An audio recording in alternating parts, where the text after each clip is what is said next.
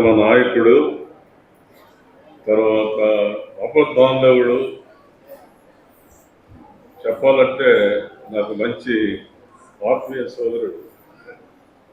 Is my very good brother అని చెప్పగలను నేను. ఆయన పోయినసారి మన రాష్ట్ర గవర్నమెంట్, మన రాష్ట్ర పరిపాలనలో ఆయన మరి ఎమ్మెల్యేగా ఉన్నాడు. ప్రభునామానికి స్తోత్రం చెల్లిస్తున్నాం. ఆయన ఎప్పుడు పిలిచినా అప్పుడు ఆయన మన మధ్యకు వస్తాడు. మన సమస్యల విషయంలో కూడా ఆయన తప్పకుండా పెంచుతాడు. నేను ఈరోజు 11:30కి రావాలని చెప్పినప్పుడు, ఫోన్ చేసినప్పుడు ఆయన ఎత్తినాడు. సాధారణంగా ఎమ్మెల్యేలు ఫోన్ ఎత్తారు, కానీ వారు ఫోన్ మాట్లాడినప్పుడు ఆయన ఎత్తాడు.